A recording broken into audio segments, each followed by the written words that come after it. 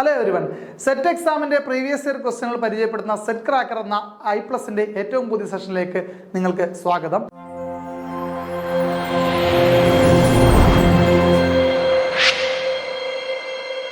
ഇന്ന് നമ്മൾ നേരത്തെ ചർച്ച ചെയ്തുകൊണ്ടിരുന്ന ക്വസ്റ്റ്യൻ പേപ്പറിന്റെ ബാലൻസ് ആണ്.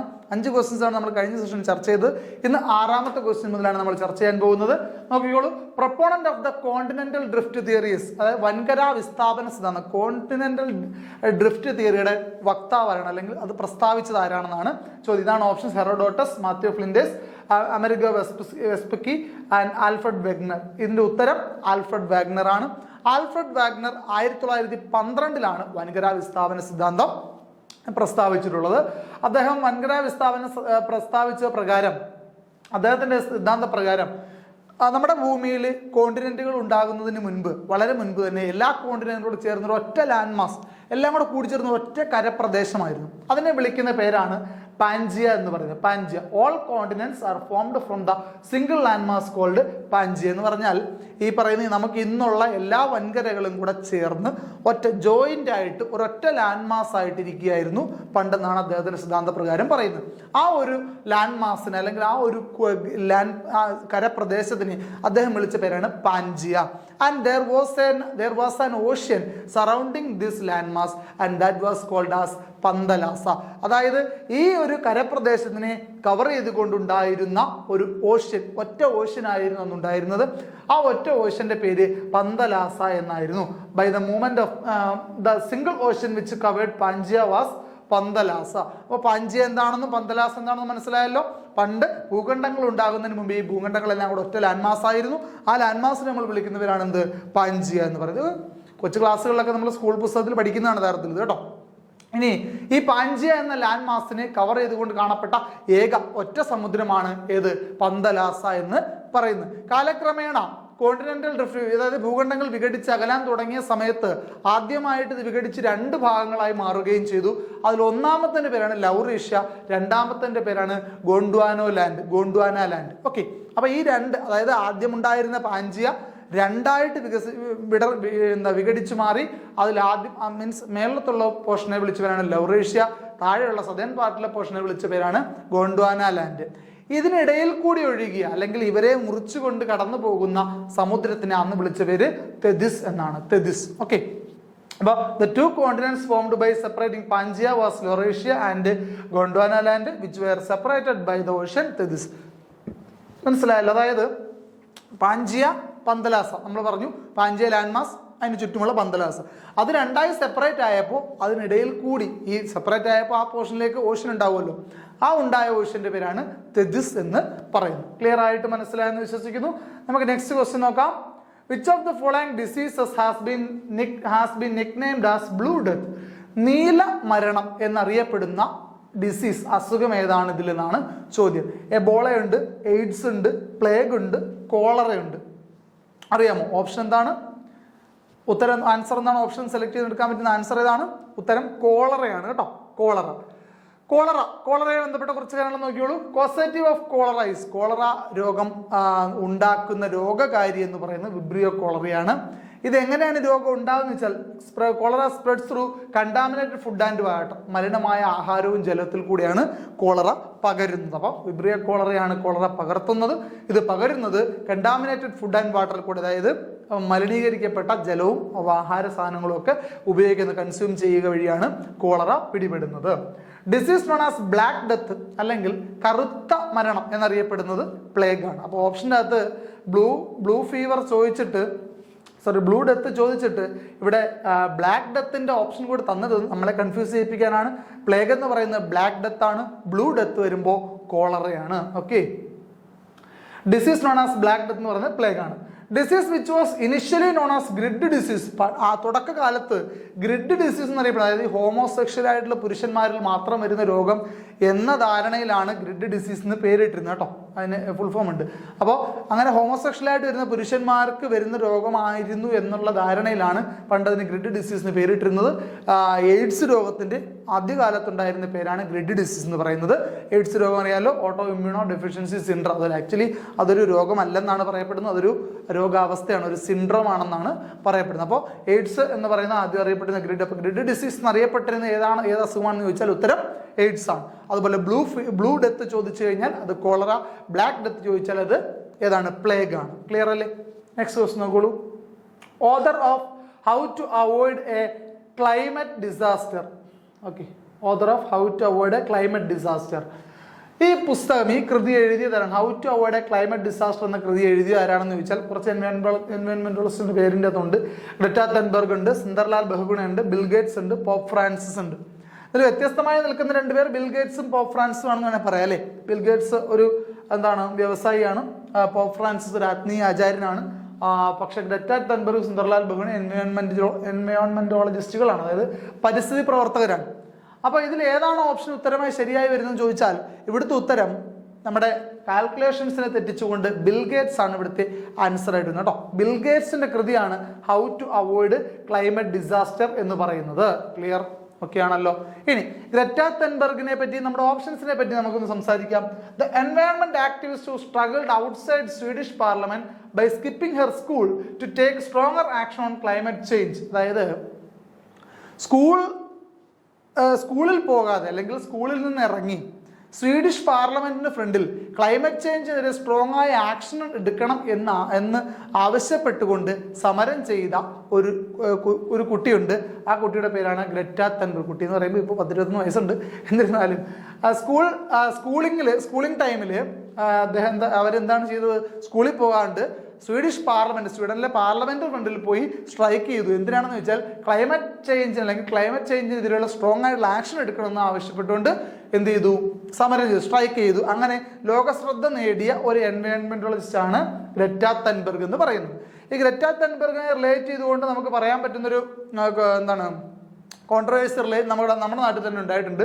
അതിനെപ്പറ്റി പറയാം. അതുപോലെ book written by Greta Thunberg എന്ന് പറയുന്നത് ദ ക്ലൈമറ്റ് ബുക്കാണ്. അപ്പോൾ ഗ്രെറ്റ തൻബർഗ് എഴുതിയ പുസ്തകം, പ്രധാനപ്പെട്ട ഒരു പുസ്തകമാണ് ഇത് ദ ക്ലൈമറ്റ് ബുക്ക് എന്ന് പറയുന്നത്. അപ്പോൾ നമ്മുടെ ക്വസ്റ്റ്യൻ ആക്ച്വലി ഒരു എൻവയോൺമെന്റോളജിസ്റ്റ് എഴുതുന്ന പുസ്തകത്തിന്റെ ഒരു ഫീൽ ഉണ്ടെങ്കിലും അതിന്റെ ഓഥർ എന്ന് പറയുന്നത് ബിൽ ഗേറ്റ്സ് ആണെന്നുള്ള കാര്യം ഓർത്തിരിക്കും. അപ്പോൾ ബുക്ക് റിട്ടൺ ഗ്രെറ്റ തൻബർഗ് എഴുതിയ ബുക്കിന്റെ പേരാണ് ദ ക്ലൈമറ്റ് ബുക്ക് എന്ന് പറയുന്നത്. ഓക്കെ ആണല്ലോ.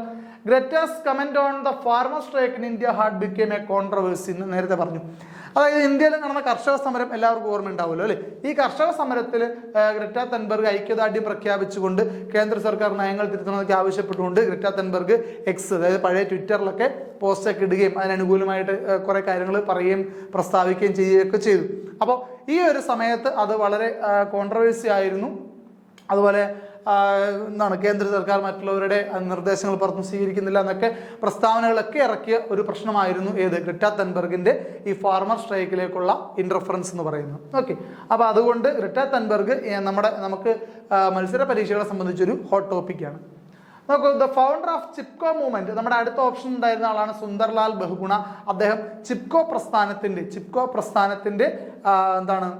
പ്രപ്പോണ്ടർ ആയിരുന്നു സുന്ദർലാൽ ബഹുഗുണ എന്ന് പറയുന്നത്. 1973 ചിപ്കോ പ്രസ്ഥാനം ആരംഭിച്ചത്. അതുപോലെ ബുക്സ് ബൈ സുന്ദർലാൽ ബഹുഗുണ എഴുതിയ കുറച്ച് പുസ്തകങ്ങളാണ് Dharti ki Pukar, India's environment, myth and reality. കൃതികൾ, പ്രധാനപ്പെട്ട കൃതികൾ അദ്ദേഹത്തിന്റെയാണ്, സുന്ദർലാൽ ബഹുഗുണയുടെയാണ്. Okay, Sunderlal Bahuguna got honoured with Padma Vibhushan in 2009 അദ്ദേഹത്തിന് എന്ത് ലഭിച്ചു? പത്മവിഭൂഷൺ ലഭിക്കേണ്ട സുന്ദർലാൽ ബഹുഗുണയ്ക്ക്. ഓക്കെ, അപ്പോൾ കാര്യങ്ങൾ ക്ലിയർ ആണല്ലോ. അപ്പോൾ കൃതി എഴുതിയത് how to avoid a climate disaster എന്ന കൃതി എഴുതിയത് ബിൽ ഗേറ്റ്സ് ആണ്. അപ്പോൾ ഗ്രെറ്റ തൻബർഗ് ഓപ്ഷനിൽ ഗ്രെറ്റ തൻബർഗുമായി ബന്ധപ്പെട്ട കുറച്ച് കാര്യങ്ങൾ നമ്മൾ പറഞ്ഞു. അതുപോലെ നമ്മുടെ സുന്ദർലാൽ ബഹുഗുണയുമായി ബന്ധപ്പെട്ട കുറച്ച് കാര്യങ്ങളും നമ്മൾ ചർച്ച ചെയ്തു. ശ്രദ്ധിക്കുക. നെക്സ്റ്റ് ക്വസ്റ്റ്യൻ നോക്കാം. ഓക്കെ, ഒരു റിലേറ്റഡ് പോയിന്റ് നോക്കിയോളൂ. Major books by Pope Francis, നമ്മുടെ അവസാനത്തെ ഓപ്ഷൻ ആയിരുന്നല്ലോ പോപ്പ് ഫ്രാൻസിസ്. അദ്ദേഹം എഴുതിയിട്ടുള്ള പ്രധാനപ്പെട്ട കൃതികളിലൊന്നാണ് Laudato Si, Fratelli Tutti, the joy of the gospel. ഈ കൃതികൾ എഴുതിയിരിക്കുന്നത് പോപ്പ് ഫ്രാൻസിസ് ആണ്. ഓക്കെ, ശരി. നെക്സ്റ്റ് ക്വസ്റ്റ്യൻ നോക്കോളൂ. Match the following epics of the Sangram period, list 1 with their authors and list 2. First ലിസ്റ്റിൽ സംഘ കാലഘട്ടത്തിലെ അല്ലെ അറിയാമല്ലോ, സംഘ കാലഘട്ടത്തിലെ എപ്പിക്കുകൾ ഇതിഹാസങ്ങളാണ്.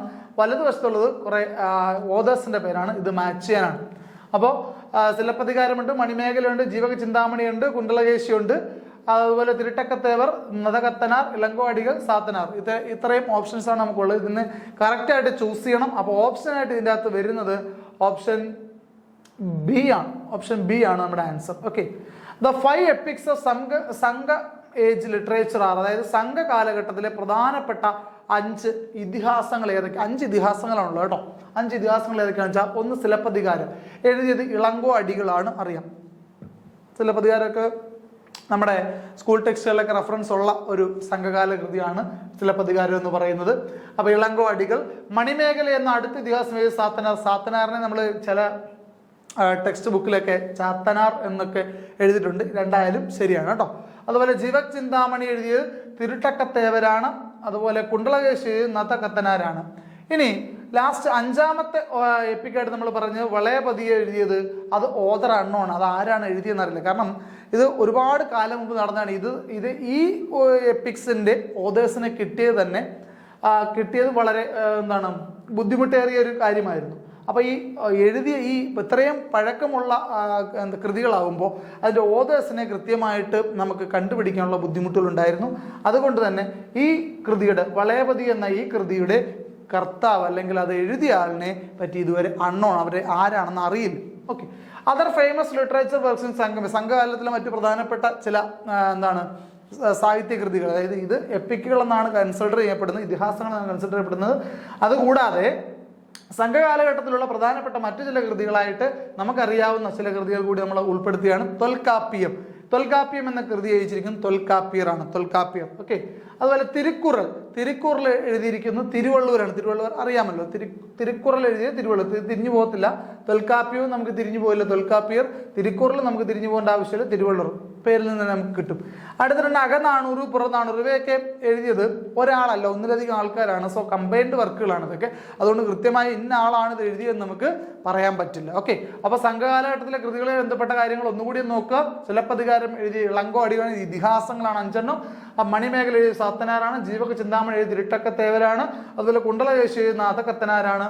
വലയപതി എഴുതിയത് ആരാണെന്ന് അറിയില്ല, ഓതർ അൺനോൺ ആണ്. ഓക്കെ, ഈ 5 കൃതികൾ ഇതിഹാസങ്ങളായതിനു പുറമെയുള്ള മറ്റു ചില ലിറ്ററേച്ചർ വർക്ക്, സംഘകാലഘട്ടത്തിൽ ലിറ്ററേച്ചർ വർക്കുകളായിട്ട് നമ്മൾ കൺസിഡർ ചെയ്യാൻ പറ്റുന്നത് തൊൽക്കാപ്യം എഴുതിയ തൊൽക്കാപ്യം എന്ന് പറയുന്നത് പറയപ്പെടുന്നത് സംഘകാലഘട്ടത്തിലെ വ്യാകരണ കൃതി എന്നാണ് അറിയപ്പെടുന്നത്. വ്യാകരണത്തെ പറ്റി പറയുന്ന ഒരു കൃതി കൂടിയാണ് ഇത് തൊൽക്കാപ്യം എന്ന് പറയുന്നത് കേട്ടോ. അപ്പോൾ അതോടെ ഓർത്ത് വെച്ചേക്കുക. സംഘകാലഘട്ടത്തിലെ വ്യാകരണ കൃതിയായിട്ട് അറിയപ്പെടുന്ന ഏതാണ്?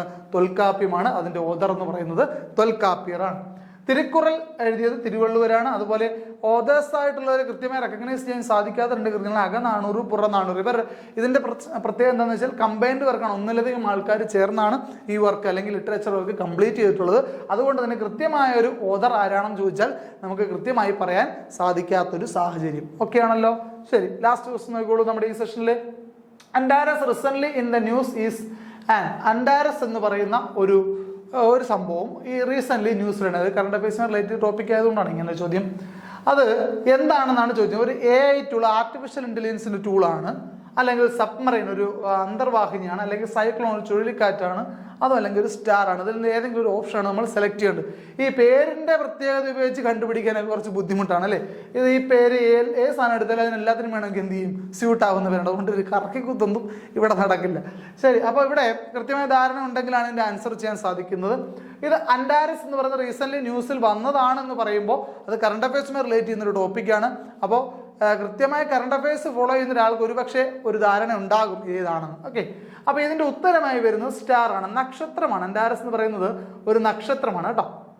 അപ്പോൾ Antares is the brightest star in the Scorpius constellation. Antares എന്ന് പറയുന്നത് നമ്മൾ പറഞ്ഞല്ലോ ഒരു സ്റ്റാർ, നക്ഷത്രമാണ്. നക്ഷത്രം എന്ന് പറഞ്ഞാൽ സൂര്യന്റെ കാറ്റഗറിയിൽ പെടുന്ന ഒരാളാണ്. ആര്? സൂര്യൻ ഒരു സ്റ്റാർ ആണെന്ന് അറിയാമല്ലോ. അപ്പൊ അതുപോലെ ഒരു കാറ്റഗറിയിൽ പെടുന്ന ഒരാളാണ് ആര്? അൻഡാരസ് എന്ന് പറയുന്നത്. It is the brightest star in the Scorpius constellation. ഈ സ്കോർപിയസ് കോൺസ്റ്റലേഷൻ എന്ന് പറഞ്ഞാൽ നമ്മുടെ നാട്ടിലുള്ള ജ്യോതിഷന്മാരുടെ ഒക്കെ ഒരു കൺസൾട്ടേഷൻ നമുക്ക് വൃശ്ചിക രാശി എന്നൊക്കെ പറയും. സ്കോർപ്പിയസ് കോൺസ്റ്റലേഷൻ എന്ന് പറഞ്ഞാൽ വൃശ്ചിക രാശി എന്ന് പറയും കേട്ടോ. അപ്പൊ അൻഡാരസ് എന്ന് പറയുന്നത് സ്കോർപ്പിയസ് കോൺസ്റ്റലേഷൻ എന്ന് പറയുന്ന നക്ഷത്ര സമൂഹം കേട്ടോ.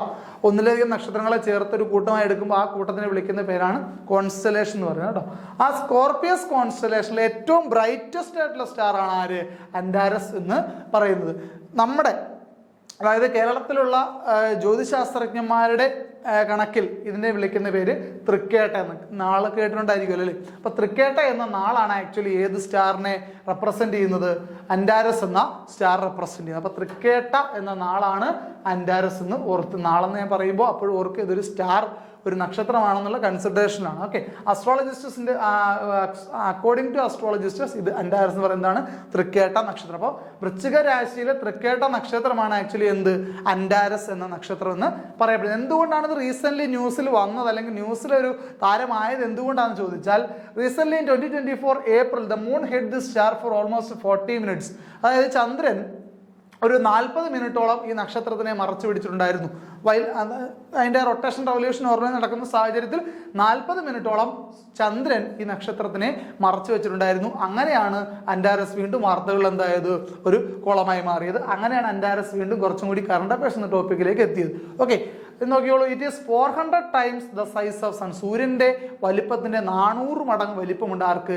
അൻഡാരസ് എന്ന് പറയുന്ന ഈ നക്ഷത്രത്തിന്. അൻഡാരസ് എന്ന് പറയുന്ന തൃക്കേട്ട എന്ന നമ്മൾ മലയാളത്തിൽ ചിന്തിക്കുന്ന ഈ നക്ഷത്രത്തിന്. Okay, it is red giant star. ഒരു നക്ഷത്രത്തിന്റെ ഏറ്റവും അവസാനത്തെ ഒരു സ്റ്റേജിലോട്ട് എത്തിക്കൊണ്ടിരിക്കുന്ന ഒരാളാണ് അൻഡാരസ് എന്ന റെഡ് ജയന്റ് ആണ്. അതായത് ചുവപ്പ് ഭീമൻ എന്ന് പറയും. അടുത്ത സൂപ്പർനോവ സ്റ്റേജിലേക്ക് പോകും.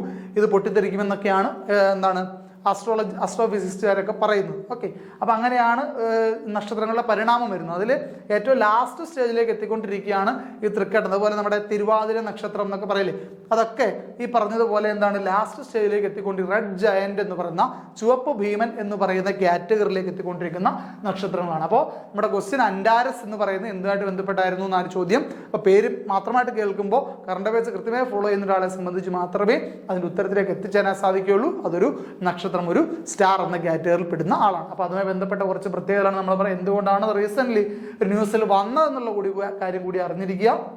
ഓക്കെ, അപ്പോൾ ഇന്ന് നമുക്ക് ഈ സെഷൻ നമുക്ക് ഇവിടെ വൈൻഡപ്പ് ചെയ്യാം. ഇത്രയും ക്വസ്റ്റ്യൻസുമായിട്ട് നമുക്ക് വൈൻഡപ്പ് ചെയ്യാം. നമുക്ക് അടുത്ത സെഷനിൽ ഇതിന്റെ ബാലൻസ് ക്വസ്റ്റ്യൻ ആയിട്ട് നമുക്ക് വീണ്ടും കാണാം. അതുവരെ ഗുഡ് ബൈ.